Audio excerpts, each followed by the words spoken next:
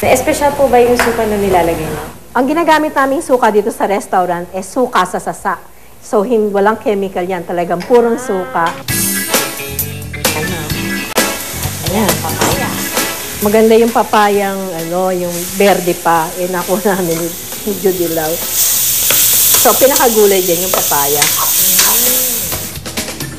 Isa pa sa mga kinagis ng luto ng adobo ng Mataga-Angono, ang adobong matanda.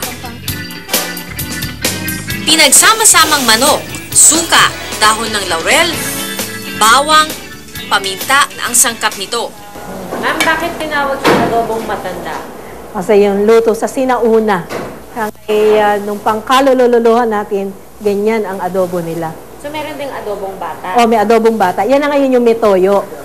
May toyo. So yun lang yung pinagkaiba. Yung matanda, suka lang. Yung bata may toyo. May toyo. And ready to serve na ang ating adobong matanda. Brown na siya at mabango. Kulang na lang yung ating kutsara nito. Ngayon lang kasi ako kakain ng dugo na buo. Diba usually sa diniguan lang. So, yan. Diba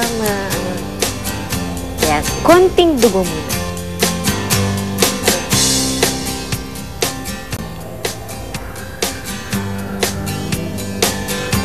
Okay. Ito yung adobong matanda. Ako. Ano ba? Ayan.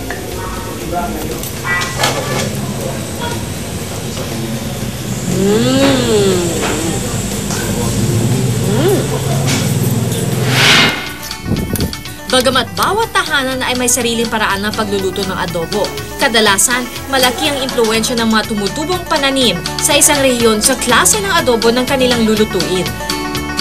Iba't ibang sangkap, kulay at lasa, ngunit saan mang parte ng Pilipinas, iisa ang tawag, adobo. Magkakaiba man, ito pa rin ang nag-uugnay sa atin.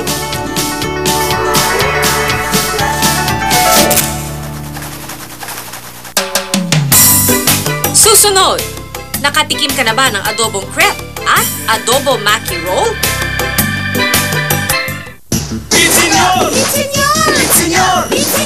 Itsenyor! The Kapuso Sinulog Celebration. Tara na't magsaya kasama ang Kapuso.